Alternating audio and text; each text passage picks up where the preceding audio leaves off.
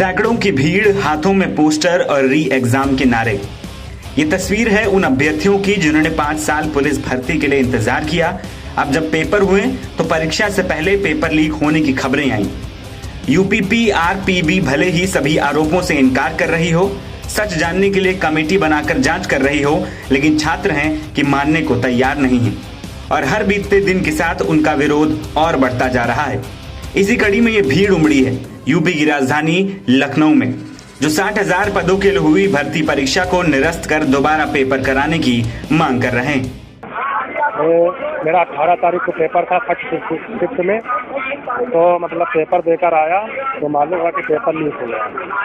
क्या डिमांड है आपकी? मेरी सरकार से यही डिमांड है, निष्पक्ष तरीके से जांच हो और मतलब इस पेपर लीक की वजह से काफ़ी युवा हताश हुए हैं, डिप्रेशन में चले गए हैं और मेरी सरकार से यही मांग है कि एग्जाम हो और जो 5 साल में एक बार ये भर्ती आती, जो 4-5 से युवा तैयारी कर रहा है और फिर पेपर लीक हो जाता, तो मेरी सरकार से यही मांग है कि एग्जाम।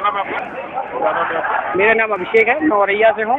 मैं सरकार से एक ही मांग करता हूँ कि कृपया वर्दी उनको दे जिन्होंने रात में पढ़ के मेहनत की है, उनको ना दे जिन्होंने 150 रुपए में पेपर खरीद के 150 लगा के आए हैं। कृपया पुलिस भर्ती बोर्ड है वो लगातार ये करेगी, पेपर लीक नहीं हुआ। अगर कोई आपको सरकार बुलाए तो सरकार मांगे तो यहाँ प्रूफ देने के लिए ही सभी लोग बैठे हुए हैं। इतना बच्चा है, सिर्फ प्रूफ लेके आया, फालतू यहाँ कोई नहीं घूमने आया लाखों की तादाद में। और अगर ये लीक ना हुआ हो तो ये बच्चे पागल नहीं है जो रात पढ़ के यहाँ घूमने आए हैं।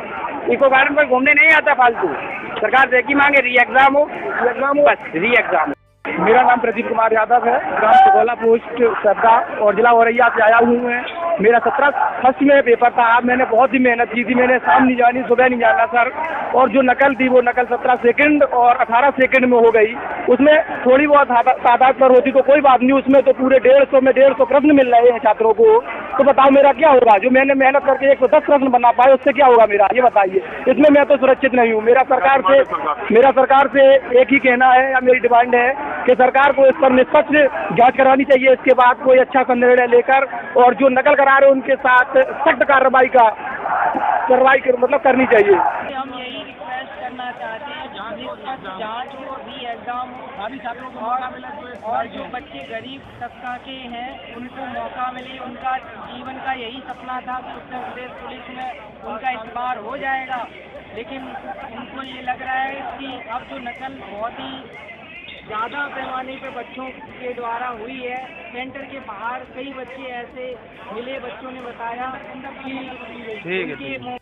60,000 से ज्यादा पदों पर वैकेंसी निकलने के बाद 17 और 18 फरवरी को अभ्यर्थियों ने परीक्षा दी थी, जिसमें परीक्षा से पहले ही पेपर लीक होने की खबरें आईं।